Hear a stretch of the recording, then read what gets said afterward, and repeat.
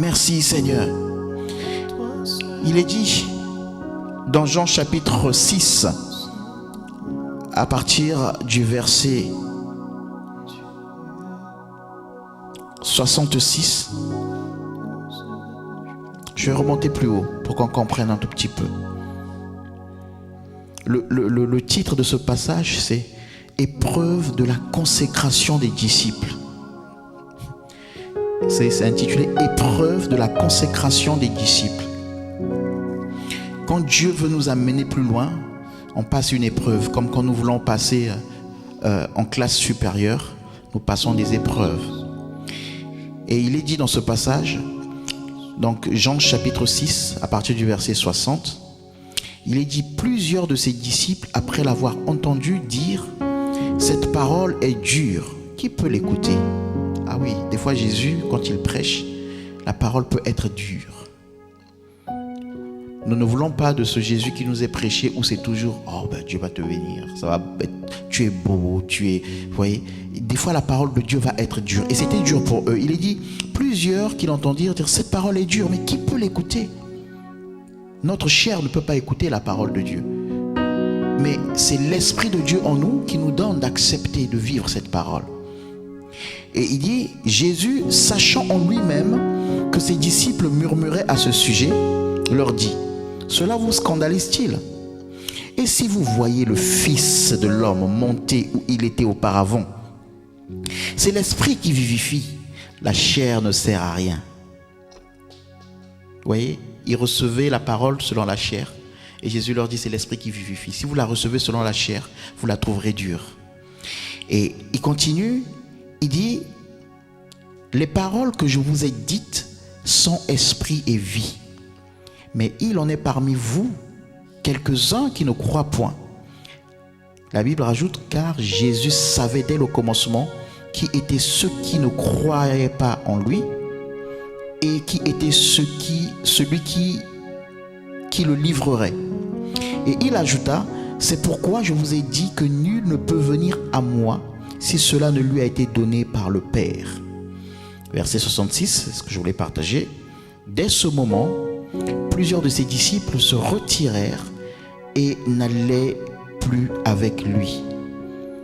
Jésus donc dit aux 12, et vous, ne voulez-vous pas aussi vous en aller?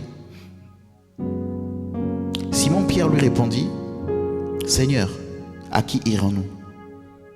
À qui irions-nous? Tu as les paroles de la vie éternelle.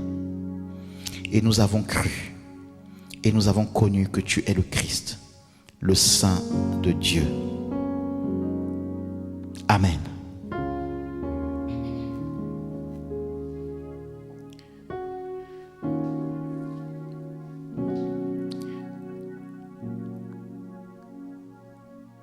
La parole de Dieu peut être dure. Et c'est l'apôtre Paul dans Hébreux chapitre 4 au chapitre 3 qui dit,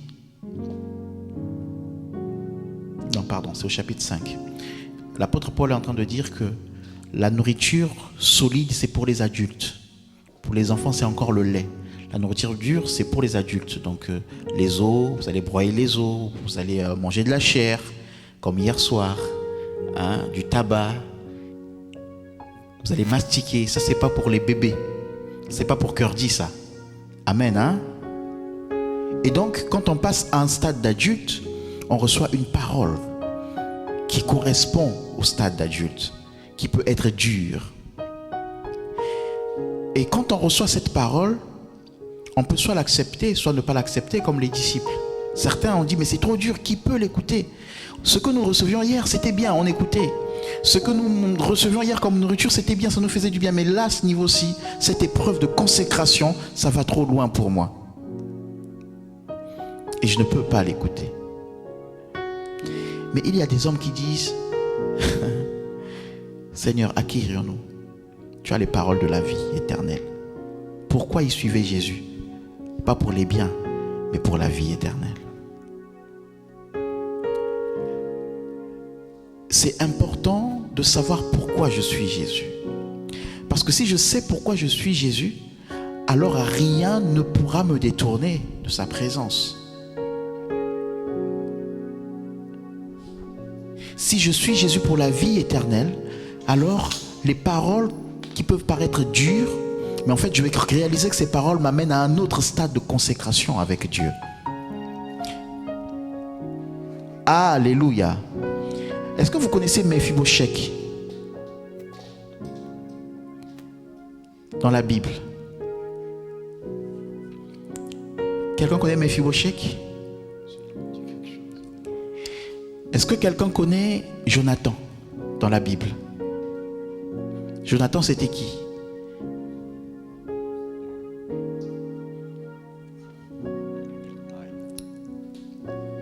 Est-ce que quelqu'un connaît David?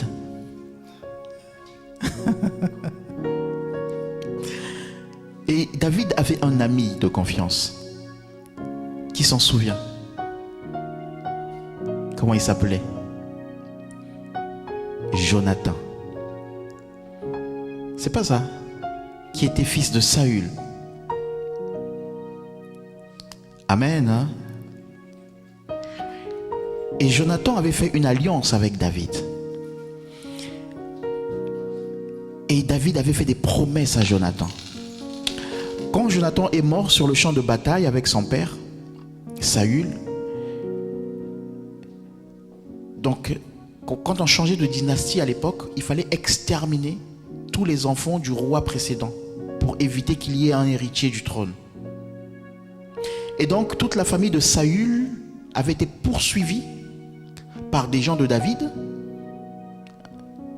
Pour faire quoi? Pour les tuer tous. Et il y a ce gamin qui était le fils de Jonathan qui, en voulant fuir avec une nourrice, est tombé et donc est devenu infirme. Donc David prend le pouvoir, il devient roi. Normalement, quand il est roi, il doit tuer tout ce qui était de la famille de l'ancien roi. Hein, comme ça se passe en Afrique des fois, coup d'État, toute la famille de l'ex-président en exil. Et ce qui s'est passé, c'est que David, à un moment donné, donc il est roi, il règne, il dit, j'avais fait une alliance avec Jonathan. Cherchez-moi une personne de la famille de Jonathan, s'il en reste encore. Parce qu'il faut que je lui rende le bien par rapport à l'alliance que j'avais avec son papa. Amen. Hein? On a des fois des tontons qui nous oublient quand nos parents ne sont plus là. Quand nos parents sont là, on les voit, tonton, on les aime, on sera toujours là. Quand nos parents ne sont plus là, ils oublient l'alliance qu'ils avaient faite avec nos parents. Ce n'était pas le cas de David. David s'est souvenu de Jonathan. Et donc il a dit, cherchez-moi un gamin, cherchez-moi quelqu'un qui est de la descendance de Jonathan. Et donc on a cherché, on a dit, il y a un jeune homme qui s'appelle Mephibosheth. Mais le problème c'est que il est infirme. Parce qu'en se sauvant, je vous ai dit, il est tombé. Donc à l'époque, être infirme, être handicapé, tu ne pouvais pas te tenir sur la table du roi et manger avec le roi. C'est la loi qui le dit, c'est interdit. Amen. Hein? Et donc, on dit, mais le problème c'est qu'il est infirme. David dit, allez me le chercher. Donc, imaginez-vous, Mephibosheth se cache parce qu'il sait que ce n'est plus mon grand-père qui est roi. Et on est recherché. Et là, il voit des militaires apparaître chez lui. Frère, imaginez la panique. Il dit, je suis mort. Mais on lui dit, on t'amène chez le roi. Pendant qu'on l'amène chez le roi, il n'y croit même pas, dire, oh purée, je suis mort. Quand je vais arriver au palais présidentiel, on va peut-être me torturer. Parce que souvenez-vous que son grand-père, qui est Saül, a fait beaucoup de mal à David. Donc David pouvait se venger. Et Mephibosheth arrive tout tremblant. On l'amène, puisqu'il ne marche pas. Il se dit, mais c'est fini pour moi. Et là, David lui dit, tu vas manger à ma table tous les jours. À cause de l'alliance de ton père. Les choix que tu peux faire aujourd'hui sont pour tes enfants. Les décisions que tu peux prendre aujourd'hui sont pour tes enfants. Mais ce que je voulais dire, c'est que Mephibosheth, on lui a dit, tous les jours, tu mangeras avec le roi. Si on te dit tous les jours tu mangeras avec Joe Biden, tu seras content ou pas? Ok. Il y aura quelqu'un qui dit, ah, quelqu'un d'autre qui est content. Alors si on te dit tous les jours tu vas manger avec Nelson Mandela, bon, il est décédé, mais voilà, donc ça dépend de... Ok. Bon, on va simplifier, on va pas citer des noms, mais si on te dit que tous les jours tu vas manger avec une haute autorité, puissant, c'est une grâce. C'est-à-dire que même quand tu arrives, les gardes te connaissent. Ils ouvrent la porte, tu rentres. Et tu te poses. Et c'était le cas de Mephibosheth. Donc chaque jour, il mangeait à la table du roi. C'est un honneur ou pas? C'est une grâce ou pas? Il mangeait pas n'importe quoi. Parce que quand tu manges chez le roi, donc c'est bio. L'assiette est bien présentée. Il y a des gens qui sont là à côté, qui te mettent l'assiette et qui attendent, qui vont te chercher de l'eau, qui préparent tout pour toi. Tu es honoré. Alléluia. C'est une grâce ou pas? J'aimerais comprendre, c'est une grâce ou pas? Mais cette grâce emmène des exigences dans la vie de Mephibosheth. C'est-à-dire que peut-être qu'il avait besoin un jour de sortir de Jérusalem et de faire sa vie, mais parce qu'il a eu une grâce, il est obligé de se consacrer. Est-ce que je me fais comprendre? La grâce de Dieu peut impliquer des exigences. La bénédiction de Dieu peut impliquer des exigences. La consécration à Dieu implique des exigences. Je suis béni, mais je dois rester dans Jérusalem. Parce qu'il faut que je sois à la table du roi. Alléluia. Et ce matin, c'est encore une exigence peut-être à laquelle j'ai répondu, parce que je vais vivre la grâce de Dieu et je la vis là en ce moment. Hier soir, j'étais fatigué. Hier soir, on était tous, vous savez. Mais si je suis là, c'est une exigence, mais c'est aussi une grâce. Parce que je reçois de Dieu, je suis à la table du Seigneur. Et donc les disciples disent, à qui irions-nous? Nous avons la grâce devant toi. Avec toi, nous avons la grâce. À qui irions-nous? Tu as les paroles de la vie éternelle, les paroles qui nous font du bien, qui nous guérissent, qui nous relèvent. À qui irions-nous? Nous étions dépourvus de sens. Tu nous as redonné l'intelligence. À qui irions-nous? Nous espérons en toi. Même quand ça ne va pas, nous pouvons nous tenir debout parce que nous savons qu'avec toi, nous pouvons espérer que ça ira. Tu as une solution pour nous. À qui irions-nous? L'apôtre Pierre qui le dit, j'ai vu ma belle-mère être guérie de la fièvre. Tu as prié pour ma belle-mère, elle a été guérie à l'instant. À qui irions-nous? À qui irions-nous? Alors que j'étais en train de faire la pêche et que je n'arrivais pas à avoir de poisson, tu es apparu, tu m'as dit jette le filet, et donc tu as emmené une bénédiction dans ma vie professionnelle. À qui irions-nous? À qui irions-nous? Tu as les paroles de la vie éternelle. Les miracles c'est bien, mais tu as les paroles qui vont m'emmener dans la vie éternelle. Alléluia.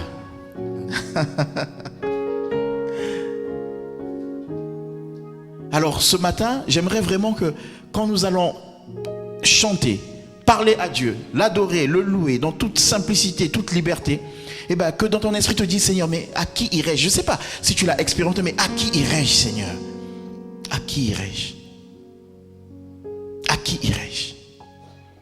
Qu'est-ce que Dieu t'a fait de bien? Qu'est-ce que Dieu t'a donné? Quelle est la porte que Dieu t'a ouverte? Alléluia. J'étais en train de discuter avec un jeune homme et avec un couple mixte dans la nuit là. Le garçon, je le connais depuis longtemps à Caen.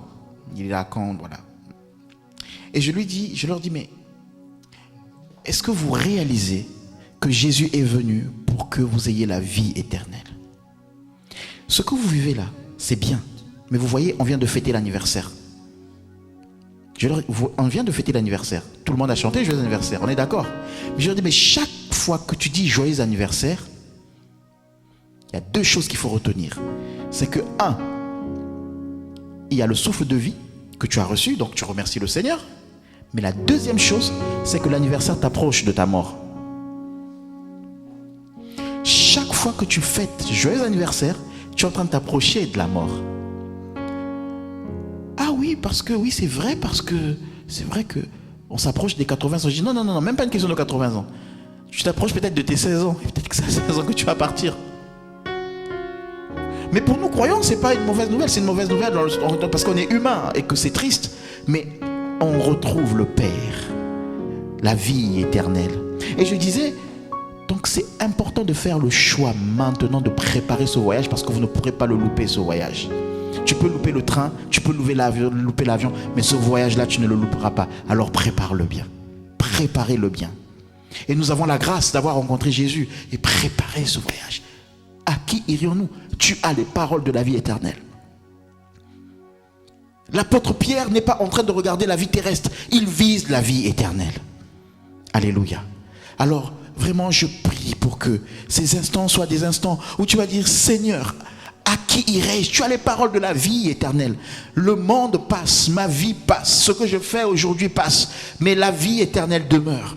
Et tu me l'as donné, cette vie éternelle, et je veux y travailler. Alléluia.